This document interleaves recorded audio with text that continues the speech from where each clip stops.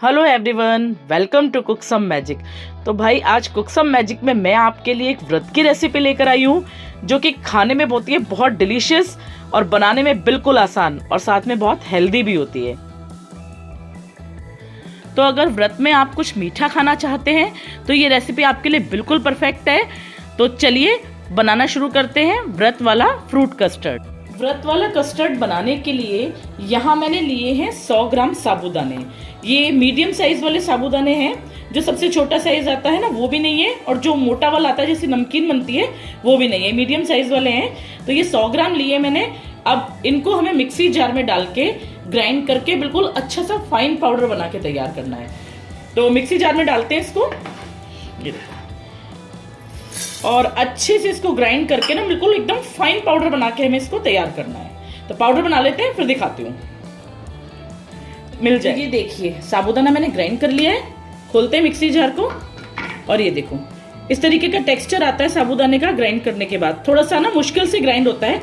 अगर इस तरीके का टेक्सचर नहीं आया या जैसे मोटा मोटा पिसा हो आपका तो क्या कर सकते हो, इसको छान भी सकते हो। जो बारीक छन्नी होती है ना उससे छान के तैयार कर लो।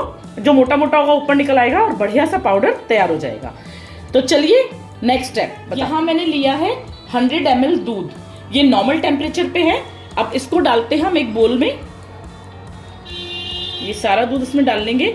अब हमें क्या करना है, हमने जो ये साबूदाना ग्राइंड किया है ना ये एक एक चम्मच करके इसमें मिक्स करना है। पहले हम 2 बड़े चम्मच डाल देंगे, 2 टेबलस्पून, सारा नहीं डालना है।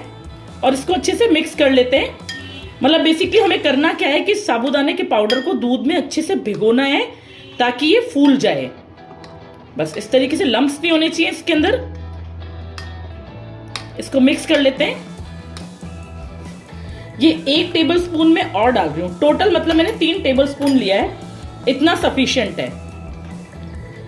बस इस तरीके से इसको अच्छे से मिक्स कर लेते हैं और इसको 15 से 20 मिनट एक साइड पे रख देते हैं ताकि ये फूल जाए एकदम। तो जब तक साबूदाना भीगता है तब तक यहाँ मैंने क्या किया है, आधा लीटर दूध लिया है और इस दूध को हमें बॉईल करना है। तो बॉईल हो जाता है दूध, फिर दिखाती हूँ आगे मैं आपको। तो दूध बॉईल हो चुका है। बस अब हमें गैस को बिल्कुल सिम कर देना है। और इस टाइम पे हम क्या करेंगे, इस टाइम पे हम डालेंगे इसमें चीनी। इसमें 2 से 3 चम्मच चीनी डालनी है, हमें ज्यादा नहीं डालनी। बस ये देखो ये बिल्कुल 2.5 चम्मच डाली है मैंने। और मीठा ना अपने हिसाब से एडजस्ट कर सकते हो। तेज खाते हो तो थोड़ा सा तेज भी डाल सकते हो, लेकिन जैसे कि ये फ्रूट कस्टर्ड है तो फ्रूट्स भी मीठे होते हैं तो मीठा मैंने बिल्कुल थोड़ा लाइट ही रखा है। बस चीनी को घुल जाने देते हैं। और ये सारा काम जो भी आगे हो रहा है ना ये सारा काम बिल्कुल सिम गैस पे होगा। बिल्कुल भी गैस हमें तेज नहीं करनी है। बस चीनी मेल्ट हो जाए। चीनी अच्छे से मेल्ट हो चुकी है। अब इस टाइम पे हम क्या करेंगे, इस टाइम पे यहाँ हम डालेंगे 4 से 5 बूंद ये वनीला एसेंस। बस थोड़ा सा, बस इतना। अगर आप लोग व्रत में वनीला एसेंस नहीं खाते हो तो ये स्किप भी कर सकते हो, कोई कंपलसरी नहीं है इसको डालना। इसको भी मिक्स कर लेते हैं। और उसी के साथ यहाँ मैं डाल रही हूँ अच्छे से कलर के लिए और अच्छी सी खुशबू के लिए। ये मैंने 8 से 10 केसर के तार लिए थे जिनको मैंने दूध में भिगो दिया था 10-15 मिनट के लिए। बस इसको भी इसमें डाल देते हैं। एक बढ़िया सा येलो कलर आ जाएगा इस पे। ये देखो दिखने में भी कितना सुंदर लग रहा है।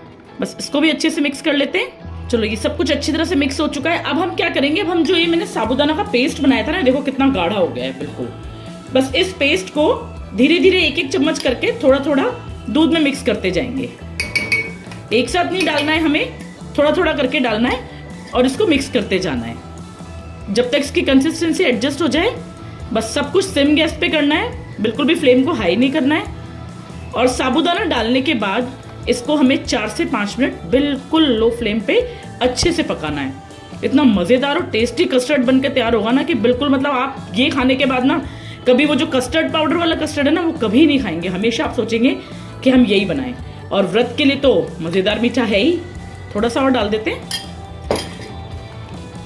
इसको कुक होते हुए करीब करीब 7 से 8 मिनट हो चुके हैं और बढ़िया सी देखो कितनी अच्छी सी कंसिस्टेंसी इसकी बिल्कुल प्रिपेयर हो गई है, एकदम बढ़िया बन के तैयार हो गया है। बस इस टाइम पे अब हम क्या करेंगे, अब हम गैस बंद कर देते हैं और इसको रूम टेम्परेचर पे आने तक इसको ठंडा होने देते हैं। ये देखिए बढ़िया से ठंडा हो चुका है। और कंसिस्टेंसी कितनी बढ़िया आई है इसकी।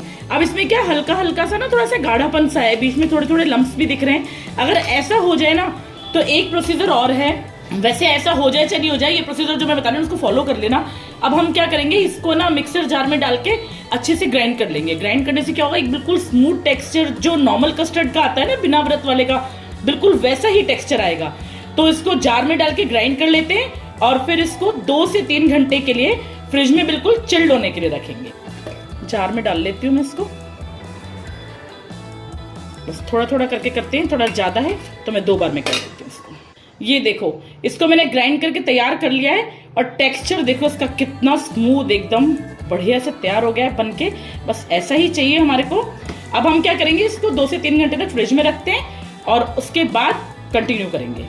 तो 2 से 2.5 घंटे हो गए थे मुझे इसको फ्रिज में रखे हुए और ये मैं निकाल के लाई हूँ इसको बाहर। देखिए इसकी कंसिस्टेंसी दिखाती हूँ आपको, कितनी बढ़िया, बिल्कुल जैसा जो ओरिजिनल कस्टर्ड होता है ना, वो जो कॉर्न स्टार्च वाला जो कस्टर्ड होता है, कस्टर्ड पाउडर वाला, बिल्कुल वैसी ही कंसिस्टेंसी है। प्यारा सा बिल्कुल लाइट येलो सा कलर है। बस अब हम क्या करेंगे, अब हम इसमें डालेंगे कुछ फ्रूट्स। तो यहाँ मैंने ये फ्रूट्स लिए हैं, कुछ मैंने अंगूर लिए हैं, ये ज़्यादा बड़े बड़े थे तो इनको मैंने छोटे छोटे टुकड़ों में कर लिया है। ये मैंने अनार लिए और ये मैंने एप्पल लिए और साथ में लिया है मैंने ये एक बनाना। इन सबको छोटा छोटा चॉप कर लिया है और ये सारे फ्रूट्स हम कस्टर्ड में डालेंगे। सारे फ्रूट्स धीरे धीरे करके सब सारे हमारे कस्टर्ड में बढ़िया तरीके से, मस्त मज़ेदार, कितने खूबसूरत लग रहे हैं देखो। और उसके साथ ही मैंने लिए हैं ये चॉप किए हुए बादाम, थोड़े से मैं इसमें बादाम डाल रही हूँ और साथ ही में ये मैंने लिए चॉप किए हुए काजू, तो थोड़े से मैं इसमें काजू डाल रही हूँ, 1-1.5 चम्मच के आसपास। ये आप अपने हिसाब से एडजस्ट भी कर सकते हो, अगर आप ज़्यादा खाते हो ड्राई फ्रूट तो ज़्यादा भी डाल सकते हो, कम खाना चाहो तो कम भी डाल सकते हो और ना खाना चाहो तो स्किप भी कर सकते हो। बाकी ये बेसिकली फ्रूट कस्टर्ड है तो फ्रूट तो इसमें होने बहुत ज़रूरी हैं। आपकी मनपसंद के जो भी फ्रूट्स आप डाल सकते हैं, लेकिन खरबूजा मत डालना, क्योंकि खरबूजा जैसे ही दूध के संपर्क में आता है, इसके कांटेक्ट में आता है तो वो कड़वा हो जाता है, बिल्कुल कस्टर्ड आपका बेकार हो जाएगा। तो प्लीज़ खरबूजा मत डालना। वैसे बेसिक फ्रूट्स यही होते हैं, एप्पल, बनाना, ग्रेप्स और पोमीग्रेनेट। ये सारी 4 चीज़ें मिलके इसको इतना सुंदर सा बना रही है और बढ़िया से कस्टर्ड रेडी हो गया है। आप भी मेरी वीडियो देख के जरूर से बनाना और अपने व्रत को खूब से खूब एंजॉय करना। तो चलिए कर लेते हैं इसको सर्व, फिर दिखाती हूँ आपको। तो ये लो जी, बनके तैयार है हमारा व्रत वाला स्पेशल फ्रूट कस्टर्ड, टेस्टी भी और हेल्दी भी। और अब इसको हम कर लेते हैं गार्निश थोड़ी सी टूटी फ्रूटी के साथ। लग रहा है ना कितना खूबसूरत।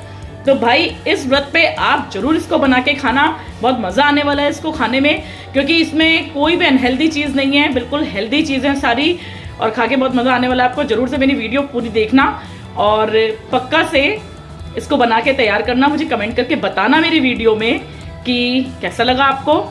तो मिलते हैं फिर नेक्स्ट वीडियो में, तब तक के लिए thank you so much. Cook some magic.